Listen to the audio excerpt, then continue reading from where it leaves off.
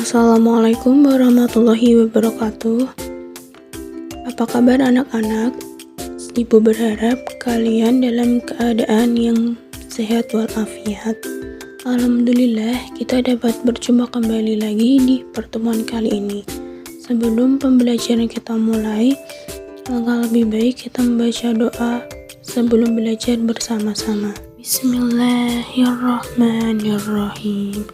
Raditu billahi rabba wa bil islami dina wa bi muhammadin nabiyya wa rasula. Rabbi zidni ilma warzuqni fahma. Amin. Pada pertemuan kali ini, Ibu beri judul Kubaca Al-Quran dengan tepat berdasarkan kaidah tajwid. Adapun tujuan pembelajaran kita kali ini adalah yang pertama, mengamalkan membaca Al-Quran sesuai kaidah ilmu tajwid. Yang kedua, menjalankan sikap teliti dalam bertindak dan berperilaku. Yang ketiga, memahami ketentuan hukum bacaan mad iwad, mad layin, dan mad arid li sukun. Yang keempat, mempraktikkan hukum bacaan mad iwad, mad layin, dan mad arid li sukun dalam Al-Quran surah pendek pilihan. Dalam hadis yang diriwayatkan oleh Bukhari dan Muslim dari Aisyah radhiyallahu anha bahwa Rasulullah SAW bersabda, yang mahir membaca Al-Quran bersama malaikat yang terhormat, dan yang membaca Al-Quran sedang ia terbata-bata serta mengalami kesulitan, maka baginya 2 pahala.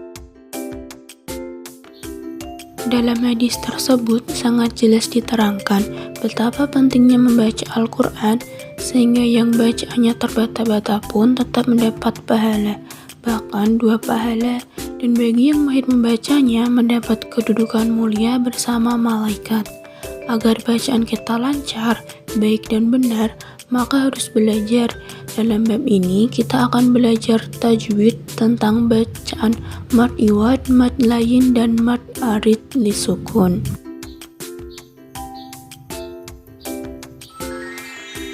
Yang pertama kita akan membahas mengenai mad iwad. Mad iwad terdiri dari 2 kata, yaitu mad dan iwad. Mad yang berarti panjang dan iwad yang berarti pengganti. Mad iwad berarti bacaan dibaca panjang sebagai pengganti dari fathah tain yang diikuti alif karena dibaca waqaf atau berhenti. Cara membacanya dibaca panjang 1 alif atau 2 harokat.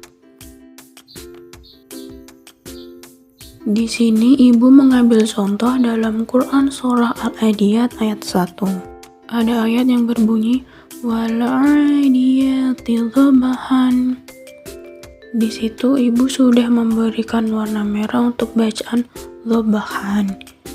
Terdapat huruf H, setelahnya itu ada huruf alif dan berharokat fathah tain dan akan diwakafkan, maka mendapatkan hukum tajwid mad iwad. Sehingga kita membacanya menjadi dhabahan. Ulangi sekali lagi, dhabahan. Sekali lagi kita baca seluruhnya, wal-'adiyati dhabahan. Yang kedua kita akan membahas mengenai mad layin. Mad layin terdiri dari 2 kata, yaitu mad dan layin. Mad yang berarti panjang dan layin yang berarti lunak. Mad layin berarti bacaan panjang yang dibaca lunak.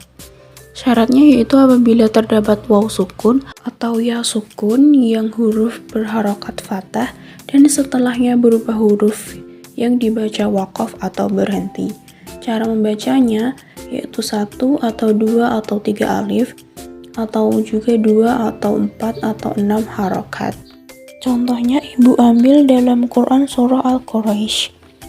Ibu sudah memberikan warna merah untuk bacaan Quraisyin. Di situ terdapat huruf ya sukun yang sebelumnya terdapat huruf yang berharokat fathah dan akan diwakafkan, maka mendapatkan hukum bacaan tajwid mad layin. Sehingga kita membacanya menjadi li'ilafi Quraisy.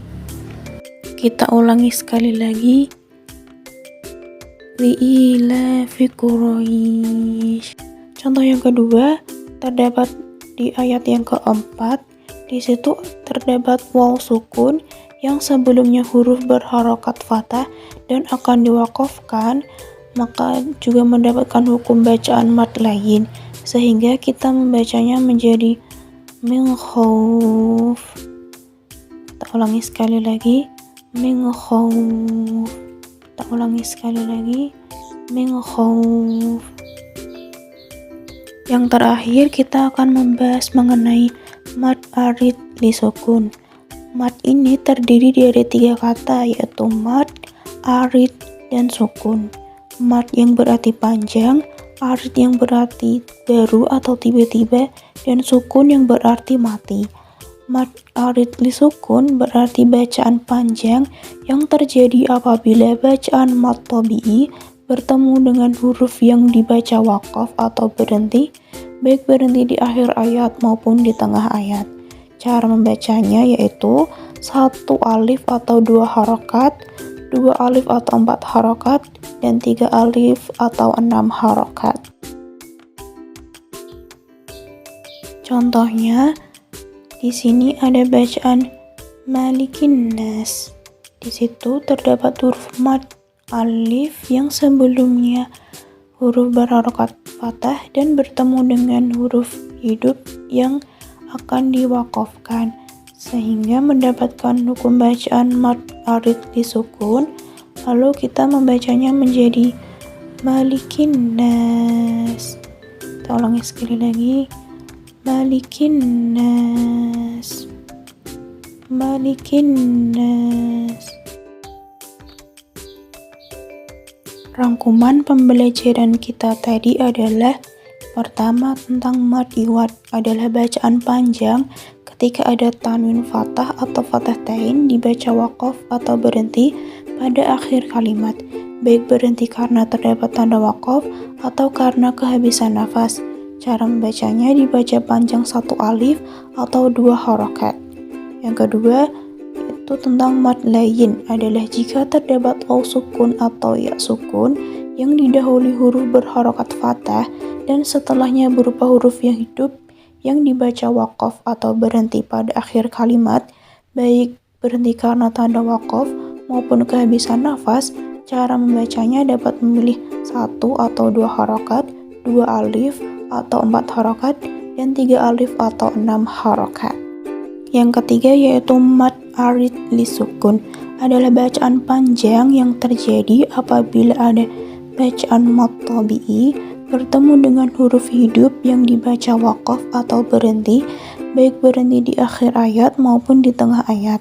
Cara membacanya yaitu boleh dibaca 2 harokat, 4 harokat, ataupun 6 harokat. Untuk lebih memahami materi, Ibu akan memberikan latihan, yaitu bacalah Quran Surah Al-Fatihah ayat 1-7, lalu identifikasikan bagaimana hukum bacaan yang terdapat dalam surah tersebut, khususnya mad iwad, mad lain, dan mad arid li sukun. Tulislah dalam tabel seperti di bawah ini. Tugas ini dikerjakan di buku tulis dan dikumpulkan pada pertemuan berikutnya.